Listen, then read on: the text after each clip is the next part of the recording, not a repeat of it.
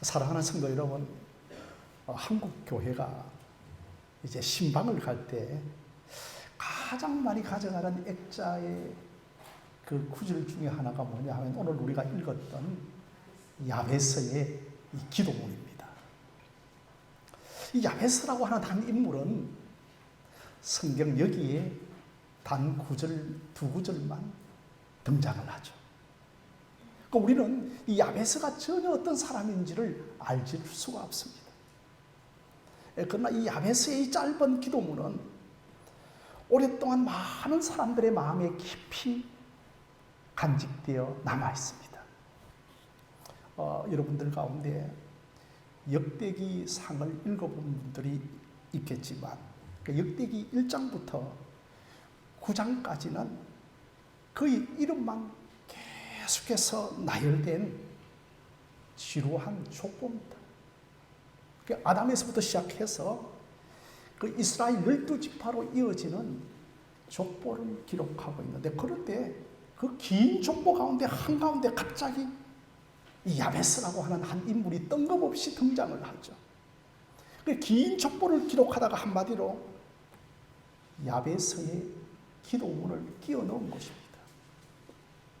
그 이유는 지금 이스라엘 백성들이 바벨론의 포로에서 돌아왔기 때문입니다. 그래서 바벨론에 오랫동안 종살이를 하다가 이렇게 하나님의 허락으로 이제 고향 땅으로 돌아왔습니다. 그렇다면 너희들이 이제 어떻게 살아야 할 것인가?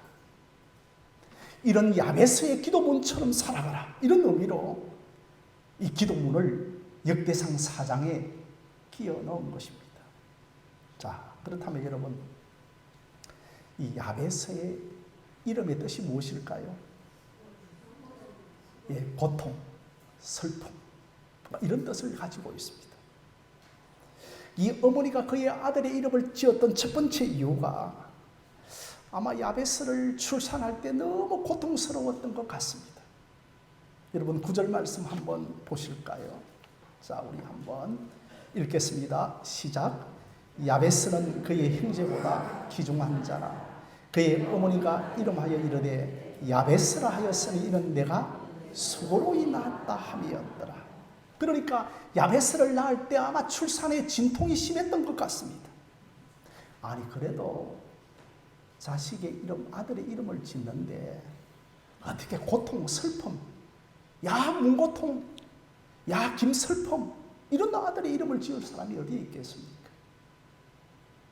아마 이 어머니는 아들의 앞날과 장래를 내다본 것 같습니다. 주로 여러분, 아버지가 아들의 이름을 짓는데 아마 아버지가 없는 유목자였을 가능성이 많습니다. 그 어머니 입장에서는 내가 이 아들을 어떻게 키울 것인가? 뱀뱀하게 물려줄 재산도 없고, 아니 지금 출산 때부터 이렇게 진통이 심한 것을 보니까 너의 앞날의 인생도 무거운 짐을 지고 가는 인생이 되어질 것이라고 하는 그런 의미로서의 고통, 슬픔이라고 하는 이름을 지었습니다. 그런데 여러분 오늘 9절 말씀을 보면 그의 형제보다 귀중한 자라고 했습니다. 여러분 여기에서 귀중한 자라고 하는 말씀은 형제들보다도 무거운 자, 형제들보다 존경받는 자였다는 것입니다. 아마 그 형제 누굽니까? 바로 유다 족속들보다도 유다 족속들 가운데 존경받는 자였습니다.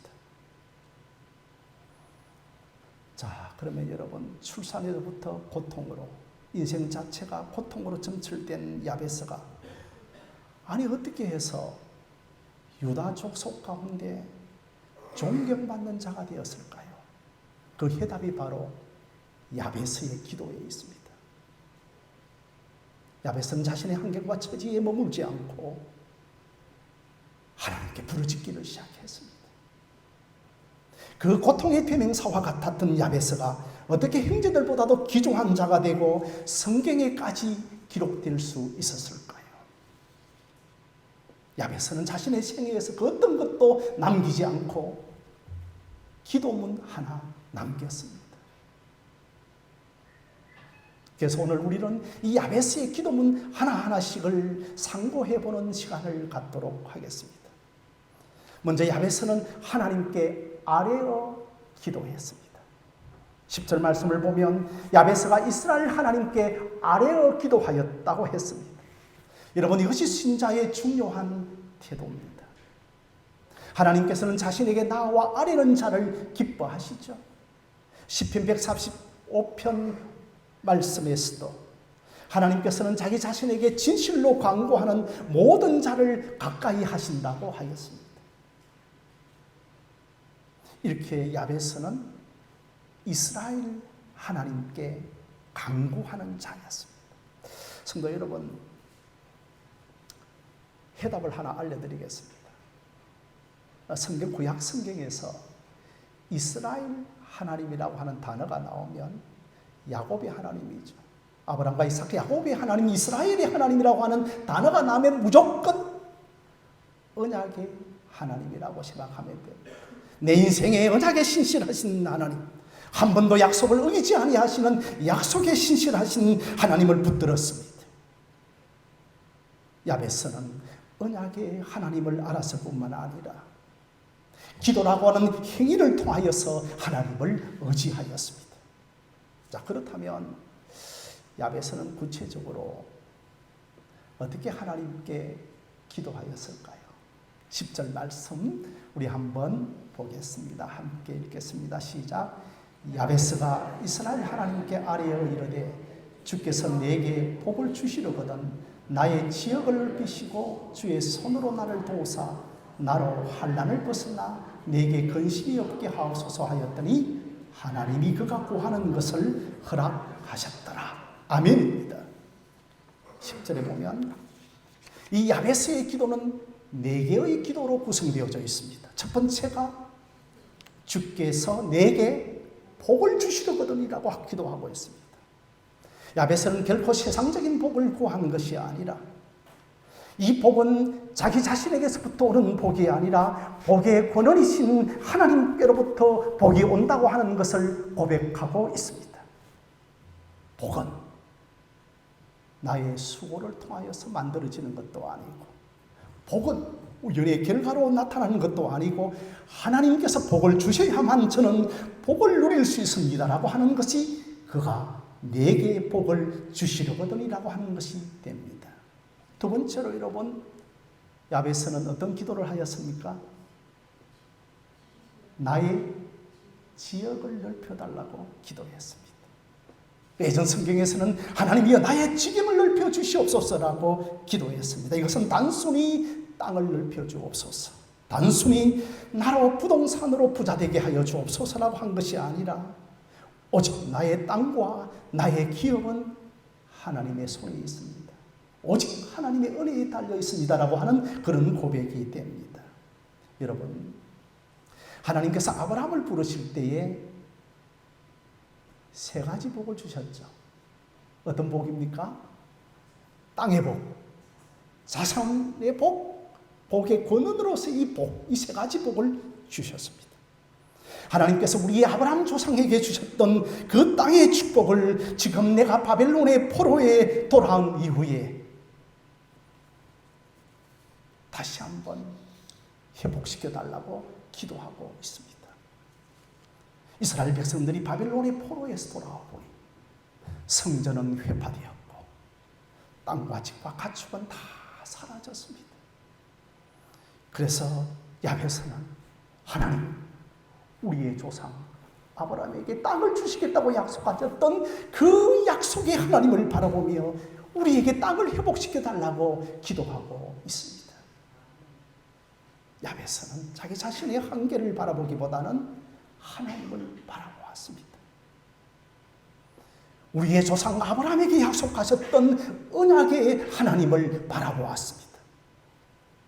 사람의 능력으로는 불가능하게 보여도 하나님께서는 하실 수 있다고 하는 하나님을 바라보았습니다.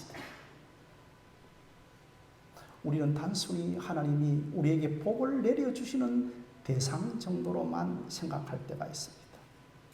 여러분, 하나님께서는 우리에게 복을 주시는 것 이전에 우리를 창조하시고 우리의 삶을 붙들고 계시는 분이십니다. 그러므로 내가 너무 하나님의 능력을 제한하고 있는 것은 아닌가? 내가 너무 하나님을 작은 틀 안에서 하나님을 바라보고 있는 것이 아닌가라고 생각할 필요가 있습니다. 자, 세 번째로 여러분 야베스는 어떤 기도를 하였습니까? 주의 손으로 나를 도와주시옵소서라고 기도했습니다. 하나님, 내 손으로 뿌린 것만큼, 내 손으로 노력한 것만큼, 내 손으로 열심을 내는 것만큼 내 손으로 돌아오는 것이 없습니다. 주의 손으로 나를 도와달라고 기도하고 있습니다. 내 능력과 내 지혜로 살아갈 수가 없고, 내 지금 겪고 있는 이 상황이 내가 이길 수 없는 상황을 알고 있기에 내 인생에, 내 가정에, 내 기업에, 우리 가족들에게 하나님의 손이 머물러야 됩니다. 이것은 전적으로 하나님께서 앞에 야베스가 하나님을 전적으로 의지했다는 것입니다. 자, 그러면 여러분 네 번째로서는 어떤 기도를 하였나요? 환난을 벗어나 내게 근심이 없게 하옵소서라고 기도하였습니다. 야베스의 이름의 뜻이 고통입니다. 현실이 고통인 야베스는 내 인생의 고통에서 건져주시기를 기도했습니다. 왜냐하면 내가 지금 환난과 고통을 가지고서는 주의 일을 감당할 수 없기 때문입니다. 여러분, 바울도 그렇게 기도했죠. 하나님이여, 내 육체의 가시를 제거해 주옵소서. 내게 이 육체의 가시만 없다면 하나님의 일들을 더욱더 광성하게 감당할 수 있을 것인데 내 육체의 가시를 제거해 달라고 기도했지만 돌아오는 하나님의 응답은 내 은혜가 내게 족하도다. 내가 약한 데서 하나님의 능력이 온전히 머물게 하려 함이라고 하였습니다. 그저 그는 환난과 고통에서 벗어나게 해달라고 기도한 것이 아니라 내가 세상에서 잘 먹고 잘 살게 해달라고 기도한 것이 아닙니다. 오직 인생의 모든 복은 하나님께로부터 오고 내 인생은 하나님의 손에 달려져 있습니다라고 아주 겸손하고 아주 성경적이고 아주 정확한 기도를 하고 있습니다. 자, 그럼 야베스의 기도의 결과는 어떤 기도의 결과가 있습니까? 그가 구하는 것을 허락하셨다라고 하였습니다. 야베스의 인생이 귀중한 인생, 존경받는 인생이 될 수 있었던 것은 하나님께서 그의 기도를 들으시고 그 구하는 것을 허락하셨기 때문입니다. 그래서 역대상의 이 성경의 저자의 모든 초점은 하나님께 두고 있습니다. 아, 야베스의 기도 내용이 참 훌륭했다. 야베스가 기도를 빡세게 했다. 야베스가 기도를 많이 했다고 하는 그것에 초점을 두고 있는 것이 아니라 그 기도를 허락하신 하나님께 초점을 두고 있습니다. 야베스가 기도했지만 허락하시고 응답하신 분은 하나님이십니다. 야베스가 존경받는 인생, 귀중한 인생이 된 것은 자기 운명을 스스로 개척했기 때문이 아니라 하나님께 기도했고 하나님께서 그 구하는 것을 허락하셨기 때문입니다. 여러분, 이것이 너무나도 중요합니다. 기도는 하나님의 마음을 움직이는 마술이 아닙니다. 기도는 내 주장과 내 뜻을 관철시키는 것이 아닙니다. 기도는 기술이 아니라 하나님의 주권을 인정하면서 은혜를 구하는 믿음의 행위입니다. 그래서 여러분, 기도의 응답은 오직 하나님의 주권, 하나님의 손에 달려져 있음을 기억하시기를 바랍니다. 자, 이제 우리가 이 역대기 1장에서부터 이스라엘의 족보를 어디서부터 기록을 하고 있는가 하면 저 아담에서부터 족보를 다 기록하다가 이렇게 야베스의 기도를 끼워 넣은 이유를 아시겠죠? 얘들아, 야베스의 성공담을 좀 본받으라고 하는 것이 아닙니다. 기도하면 무조건 들어주신다는 것, 이런 기복신앙을 우리에게 알려주는 것도 아닙니다.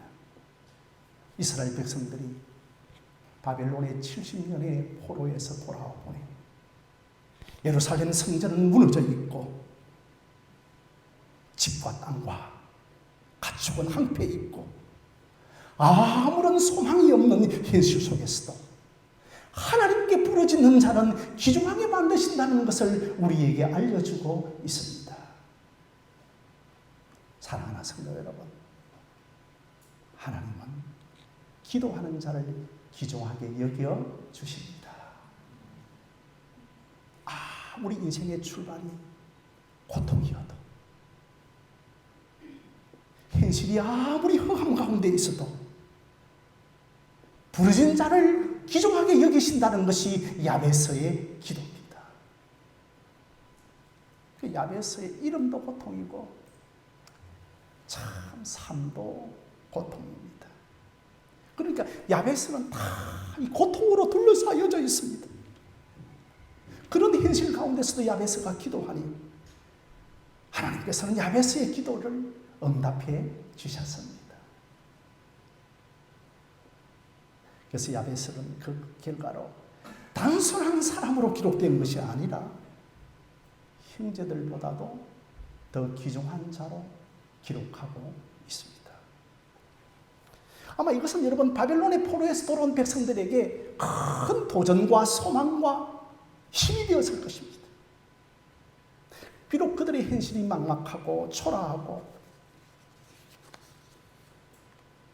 그 과거의 화려한 역사는 사라졌지만 언약의 하나님, 언약의 신실하신 하나님을 붙들고 그 언약의 하나님이 그를 귀중한 자로 세우신다는 것을 야베스를 통하여 이스라엘 백성들에게 알려주기를 원하였던 것입니다.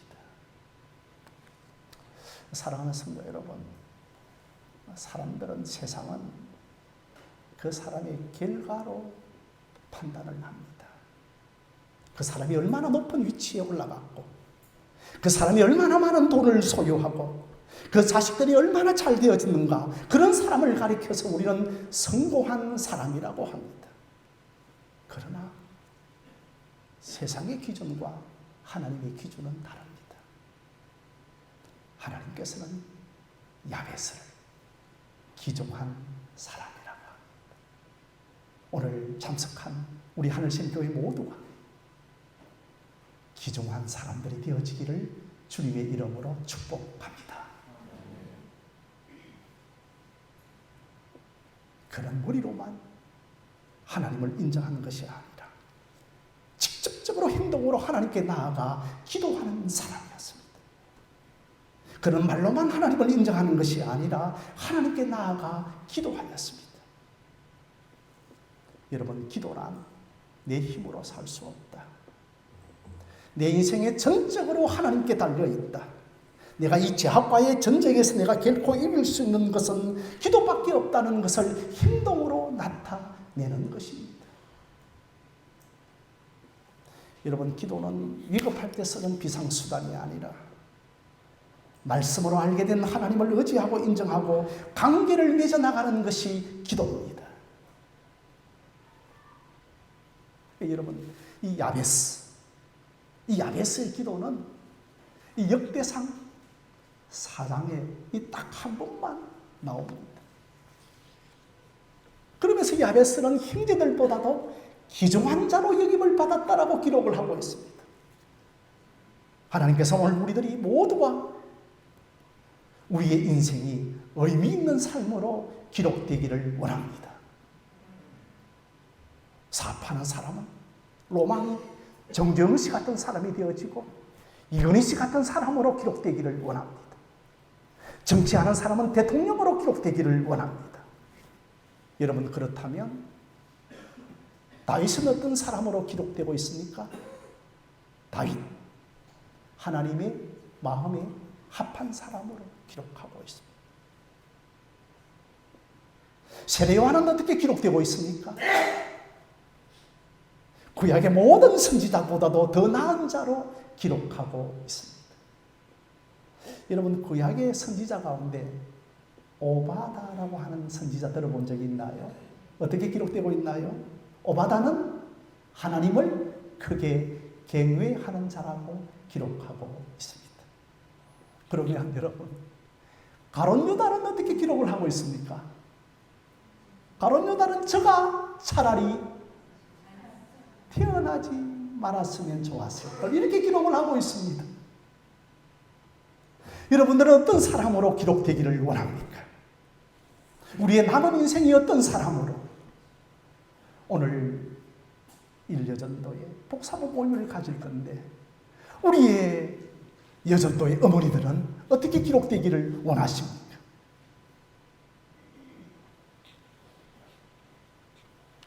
저 사람은 그리스도의 심장으로 살았던 사람이었다. 저 사람의 한평생은 무릎을 꿇는 인생이었더라. 저 사람은 복음의 사람이었고 저 사람은 가가호호 방문하며 전도하는 사람이었더라. 저 사람은 교회를 사랑한 사람이었더라. 그렇게 기록되기를 원하십니까? 한참 오래된 영화입니다. 불의 전차라고 하는 영화가 있습니다. 이 사람은 어떤 에릭 리델이라고 하는 영국의 육상 선수를 모델로 삼은 영화입니다. 앞 화면을 한번 보실까요? 이 사람이 에릭 리델입니다. 제8회 파리 올림픽 영국 대표로 출전한 선수였습니다. 아마 1920년대경으로 알고 있습니다. 이 사람의 주 종목은 100m. 그런데 예선전 출전이 주일날 하게 되었습니다. 이 사람은 나는 주일을 거룩하게 지켜야 된다는 주일 성수의 강한 원칙을 가지고 출전을 포기하자 본국 영국에서 여론이 들끓었습니다. 저 율법주의자, 조국을 배신한 자라고 비난을 하기를 시작했습니다. 그런 어떤 기회가 주어져서 그는 400m에 출전하게 되었고 결국은 세계 신기록을 세우고 금메달을 획득합니다. 그때 그가 출전할 때 그 출전의 그 순간에 자기 자신의 동료 한 사람이 조그마한 쪽지 하나를 지어주었습니다. 그 쪽지를 펴니까 사무엘상 2장 30절이 기록되어 있었습니다. 나를 존중히 여기는 자를 내가 존중히 여기고 나를 멸시하는 자를 내가 경멸히 여기리라고 하는 그 사무엘상 2장 30절에 그 짧은 말씀을 그에게 지어주고 그 말씀을 붙들고 그는 달리기를 시작했습니다. 마지막 그런 인터뷰에서 이런 말을 합니다. 오늘 말씀 여기 있죠. 처음 200m는 내 힘으로 달렸고 나머지 200m는 하나님의 도우심으로 달렸습니다라고 고백하였습니다. 그런 은퇴 후에 한평생을 중국 선교사로서의 일생을 마치죠. 사람들은 그의 일생을 기록하기를 불의 전차라고 했습니다. 여러분 옛날에 전차가 불로 간 것 아시죠? 석탄을 확 떼우면서 화차했지 않습니까? 그렇죠? 그래서 불의 전차라고 그렇게 기록을 하고 있습니다. 사무엘은 하나님을 존중히 여기는 사람으로 기록하고 있습니다. 우리도 어느 날 어떤 이름으로 남겨질 것입니다. 우리 모두가 야베스와 같이 하나님 앞에 존귀함을 받는 사람들이 되어지기를 바랍니다.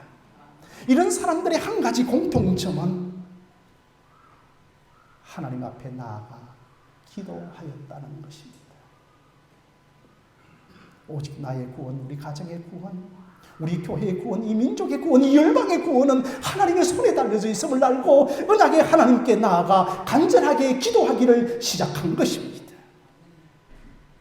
우리도 기종한 자, 무거운 자, 존경받는 자가 되기 위하여 무엇에 힘을 써야 할까요? 우리는 무엇의 에너지를 쏟아야 할까요?